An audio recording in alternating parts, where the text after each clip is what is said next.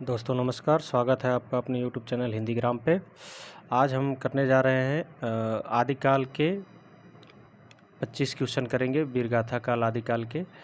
और ये most important questions हैं। ये हमारी जो एक सीरीज़ चल रही थी हिंदी साहित्य के 1000 टॉप मोस्ट क्वेश्चंस की, उसमें 100 क्वेश्चंस आदिकाल से ऑलरेडी हमारे चैनल पे अपलोड किए जा चुके हैं। ये उसी सीरीज़ का अगला पार्ट है। 125 क्वेश्चन हो जाएंगे आदिकाल से कुल। इसके बाद हम शुरू करने वाले हैं भक्ति काल। चलिए फटाफट बिना टाइम गंवाए देखते हैं हम क्वेश्चंस को।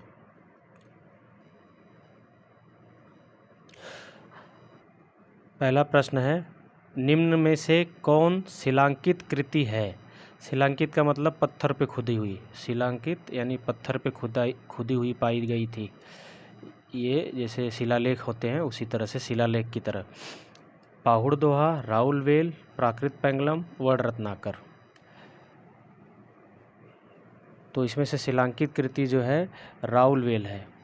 ये शिलालेख की तरह मिलती है। शिलालेख या शिलांकृत कह सकते हैं हम, पत्थर पे खुदी हुई है। अब पाहुड़ दोहा आपको पता है राम सिंह की है।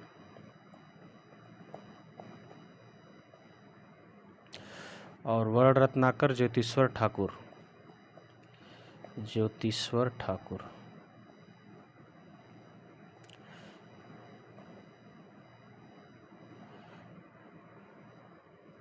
अगला प्रश्न देखते हैं।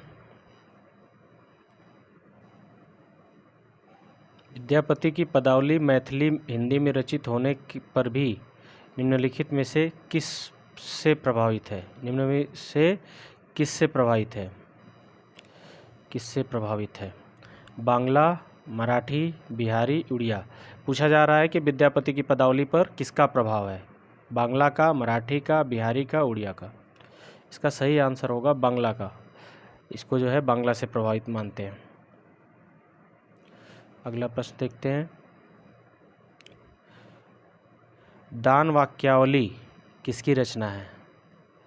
2-3 बार पूछा जा चुका है ये प्रश्न। दान वाक्यावली रचना किसकी है? विद्यापति, भूषण, पद्माकर, जयदेव। दान वाक्यावली जो है विद्यापति की रचना है, संस्कृत में। ये संस्कृत में लिखी गई है। संस्कृत, मैथिली, अवहट्ट तीनों में विद्यापति लेखन करते थे। और इनकी एक ऐसी रचना और है गंगा वाक्यावली। गंगा वाक्यावली। चलिए अगला प्रश्न देखते हैं। एक कथन दिया गया है, सिद्ध सामंत युग की कविताओं की सृष्टि आकाश में नहीं हुई, वे हमारे देश की ठोस धरती की उपज है। यह कथन किसका है? पूछा जा रहा है यह कथन किसका है, किस विद्वान का कथन है?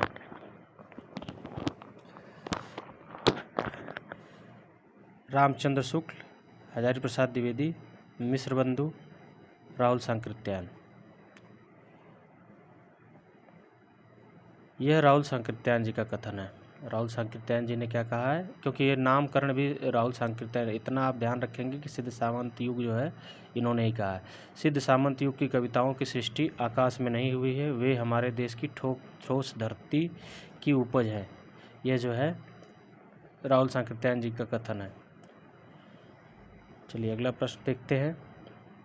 राउल वेल के विषय में कौन सा तथ्य सही नहीं है? यहाँ 3-4 बातें दी गई हैं। राउल वेल एक रचना है जो रोड़ा कवि द्वारा लिखित बताई जाती है। इसके रचयिता रोड़ा कवि माने जाते हैं, ये तो सही बात है। यह मूलतः एक शिलांकित रचना है, ये भी सही बात है। यह एक गद्य पद्य मिश्रित चंपू काव्य है, यह भी सही बात है। इसमें गद्य और पद्य दोनों मिलते हैं। इसमें राउल नामक नायक का शौर्य वर्णन है, नहीं ये गलत है। ये नायिका है, राउल जो है इसकी नायिका है। और इसके शौर्य का वर्णन नहीं, नख सिख वर्णन है इसमें। क्या है? नख सिख वर्णन, यानी सौंदर्य का वर्णन कह लीजिए एक तरह से। चलिए अगला प्रश्न देखते हैं। सरहपा से संबंधित कौन सा तथ्य सही नहीं है? ये सारे प्रश्न जो है, कोई प्रश्न 2 बार, कोई 2 से 3 बार, कोई 4-4 बार पूछा जा चुका है अलग अलग परीक्षाओं में। यूजीसी नेट में, यूकेपीएससी द्वारा जो स्टेट के एग्ज़ाम्स कराए जाते हैं, Haryana PGT, TGT, UP TGT, PGT, Delhi TGT PGT बहुत बार पूछे जा चुके हैं प्रश्न। वे सिद्ध साहित्य के प्रारंभकर्ता थे, सही बात है। दोहा कोश उनकी प्रसिद्ध रचना है, ये भी सही बात है। दोहा कोश में इनकी रचनाएं संकलित हैं, इनकी वाणियाँ संकलित हैं। उनकी भाषा सर्वत्र सीधी सरल मानी जाती है, ये नहीं, ये गलत है। उन्होंने अंतः साधना पर जोर देते हुए पंडितों को फटकार लगाई, ये भी सही तथ्य है। ये वाला गलत है। ये उलटबासियाँ और संध्या भाषा इनका इन्हीं की है। सिद्धों की वाणियों को उलटबासियाँ संध्या भाषा कहा जाता है। तो ये सीधी बातें नहीं करते थे, ये बहुत गूढ़ बातें कहते थे, सीधी सरल भाषा इनकी नहीं होती थी। चलिए अगला प्रश्न देखते हैं। अपभ्रंश के कवियों को विस्मरण करना हमारे लिए हानि की वस्तु है। यही कवि हिंदी काव्य धारा के प्रथम सृष्टा थे। यह कथन किसका है? अपभ्रंश के कवियों को हम भुला नहीं सकते, ये हमारे लिए बहुत नुकसान की चीज़ हो जाएगी अगर हम ऐसा करते हैं। तो ये हिंदी काव्य धारा के प्रथम सृष्टा यानी सबसे पहले सृजन करने वाले यही थे। ये किसका कथन है? राहुल सांकृत्यायन का, मिश्र बंधु का, शिव सिंह सेंगर का, हजारी प्रसाद द्विवेदी का? ये कहा है राहुल सांकृत्यायन जी ने। ये राहुल सांकृत्यायन जी का कथन है। राहुल सांकृत्यायन जी के भी कुछ कथन आजकल बहुत ट्रेंड में है, पूछे जा रहे हैं, तो इसको भी आपको ध्यान में रखना है। ज़्यादातर ये स्टेट टीजीटी पीजीटी में बहुत पूछा गया है, कई स्टेट्स में, उत्तराखंड में और हरियाणा वगैरह में पूछा जा रहा है।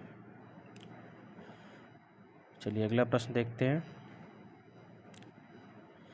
हिंदवी शब्द का प्रथम प्रयोग किस इतिहासकार ने किया है? हिंदवी शब्द जो है सबसे पहले किस इतिहासकार ने प्रयोग किया है? Ramchandra Shukla, Ibn Battuta, Abu Saeed Badayuni?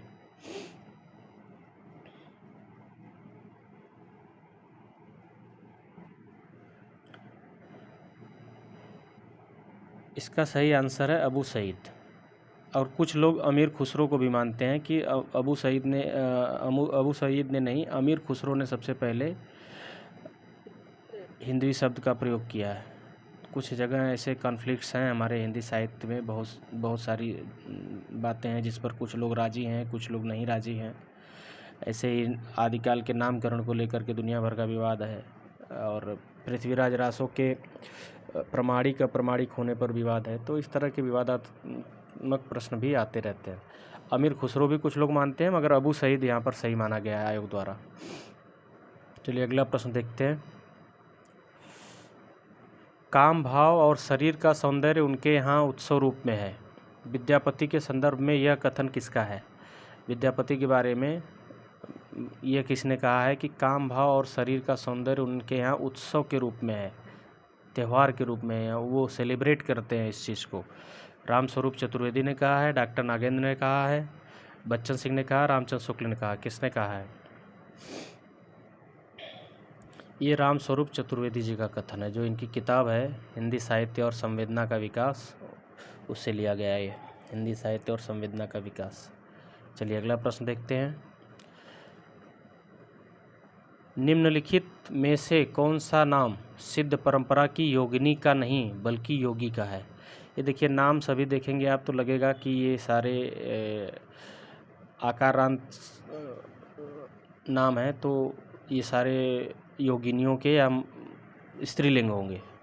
पुतलिपा, मणिभद्रपा, कनखलापा, लक्ष्मीकरा, तो ये लक्ष्मी लगा हुआ है, मणि लगा हुआ है, पुतलिपा, इस तरह से पा शब्द तो इनका आदरार्थ सिद्धों का आदर सूचक शब्द है, मगर ये जो नाम आगे भी दिया हुआ है, इकारांत है, ये भी इकारांत है, तो इससे जो है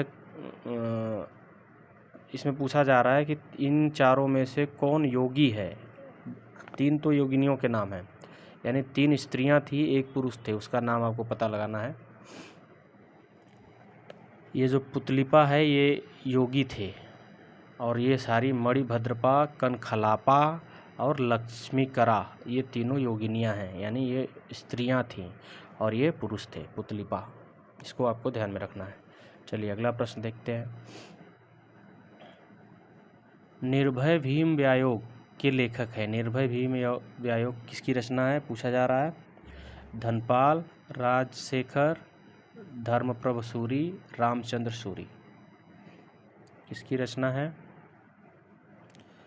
ये रामचंद्र सूरी की रचना है। निर्भय भीम व्यायोग रामचंद्र सूरी की रचना है। चलिए अगला प्रश्न देखते हैं।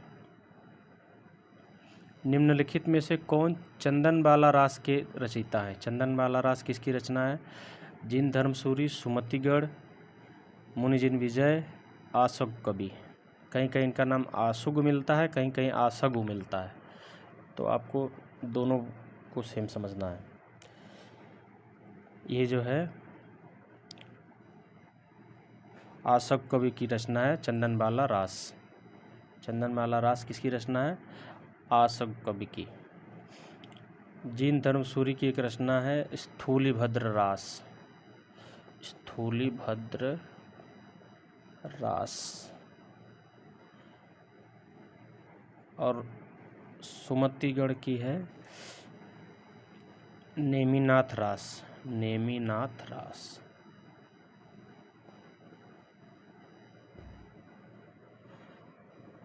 चलिए अगला प्रश्न देखते हैं। बालचंद बिज्जावई भाषा, दुहे नहीं लग गई दुज्जन हासा। ये पंक्तियाँ किसकी हैं? विद्यापति की किस रचना की पंक्ति है? ये किस रचना की पंक्ति है? विद्यापति की किस रचना से ली गई हैं? कीर्ति पताका, लिखनावली, भू परिक्रमा, कीर्तिलता। इन चारों में से आपको बताना है ये किस रचना से ली गई है। ये कीर्तिलता से ली गई लाइन पंक्तियाँ हैं, है ना, कीर्तिलता से ली गई है। चलिए अगला प्रश्न देखते हैं। गोरखनाथ का समय 11वीं शती है, यह मान्यता किस विद्वान की है? किसने ऐसा माना है कि गोरखनाथ जो है 11वीं शती में रहे होंगे? 11वीं शती इनका काल है। राहुल सांकृत्यायन, हजारी प्रसाद द्विवेदी, रामचंद्र शुक्ल, पीताम्बर दत्त बड़थवाल। ऐसा मानने वाले विद्वान हैं पीताम्बर दत्त बड़थवाल। नाथ संप्रदाय पर सबसे ज़्यादा काम करने वाले यही हैं, नाथ संप्रदाय पर पीताम्बर दत्त बड़थवाल। चलिए अगला प्रश्न देखते हैं। जसहर चरित्र के लेखक हैं। जसहर चरित्र किसकी रचना है पूछा जा रहा है? स्वयंभू, पुष्पदंत, धनपाल, अब्दुल रहमान। जसहर चरित्र किसकी रचना है? यह है पुष्पदंत की। इनकी एक बहुत फेमस रचना और है महापुराण। इसका एक अन्य नाम भी मिलता है 63 महापुरा, ऐसे करके कुछ नाम है। स्वयंभू जो है इनको अपभ्रंश का वाल्मीकि कहा जाता है। पौमचर्यू इनकी रचना है, पौमचर्यू। धनपाल भविष्यत कहा, भविष्यत कहा। और अब्दुल रहमान का जानते हैं संदेश रासक, संदेश रासक। चलिए अगला प्रश्न देखते हैं। पृथ्वीराज रासों में पृथ्वीराज के पिता कौन है? पृथ्वीराज रासों में पृथ्वीराज के पिता कौन है? राजेश्वर, समर सिंह, अनंगपाल, सोमेश्वर। तो पृथ्वीराज रासों में पृथ्वीराज के पिता का नाम क्या बताया गया है? सोमेश्वर बताया गया है, सोमेश्वर। चलिए अगला प्रश्न देखते हैं। नाथ संप्रदाय में हठ योग का क्या अर्थ है? हठ योग का मतलब क्या है? नाथ संप्रदाय में हठ योग से क्या मतलब है? कठिन साधना से, अडिग योग साधना से, हठपूर्वक योग करने से, ह का अर्थ सूर्य और ठ का अर्थ चंद्र तथा इन दोनों का योग। इसमें जो है ये चौथा ऑप्शन सही है।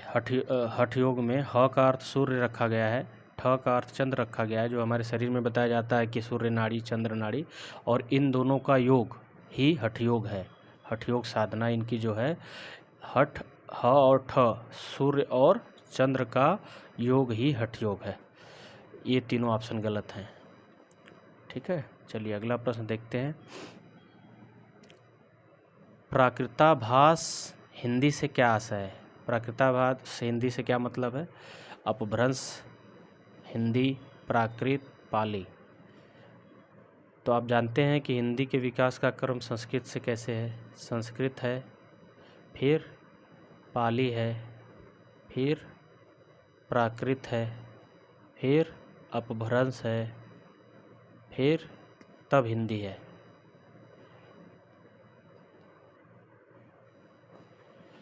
तो प्राकृताभास कहने का मतलब प्राकृत का अगर आभास है उसमें तो प्राकृत के बाद वाले चरण में रहेगा जो अगला चरण है, तो अपभ्रंश हो जाएगा। यहाँ इसका आंसर अपभ्रंश हो जाएगा। प्राकृताभास कहने का मतलब क्या होता है, अगर हम प्राकृताभास कहेंगे तो प्राकृत का आभास लिए हुए जो भाषा है वो अपभ्रंश में ही प्राकृत का आभास मिलेगा आपको, क्योंकि वो अपभ्रंश बन रही थी और प्राकृत का धीरे धीरे विलोपन हो रहा था, वो धीरे धीरे अगले स्टेप में जा रही थी हमारी भाषा।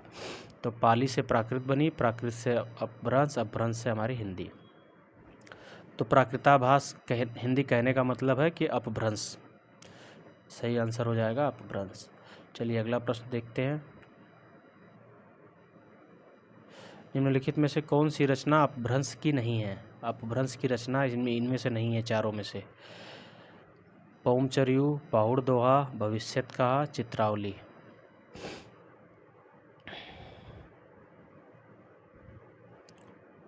तो अपभ्रंश की रचना इसमें से चित्रावली नहीं है, ये उस्मान की है और ये अवधि में लिखी हुई है। उस्मान की अवधि की रचना है, अवधि में लिखी गई है, अवधि में है। इसका समय 1613 ईस्वी है, यानी ये आपको मिलेगी कहाँ, भक्ति काल में, 1613 ईस्वी में। ये बाकी ये तीनों जो है यहाँ पूछा गया है नहीं है, अपभ्रंश की रचना नहीं है। ऐसे ही प्रश्न में कन्फ्यूज़न होता है, हम लगा के चले आते हैं कि नहीं यही सही है। पौमचर्यू दिख गया पहले, हमें याद है कि अपभ्रंश में है, पहला ही लगा दिया, दो तीन देखा ही नहीं, जबकि इसमें नहीं है पूछा गया है। और इसका सही उत्तर होगा चित्रावली, जो कि उस्मान की रचना है और अवधि में है। चलिए अगला प्रश्न देखते हैं। भला हुआ जो मारिया बहनी मारा कंतु, ये पंक्ति के रचनाकार कौन है। पूछा जा रहा है कि इस लाइन के लेखक कौन है। अब्दुल रहमान, हेमचंद, दामोदर शर्मा, भट्ट केदार।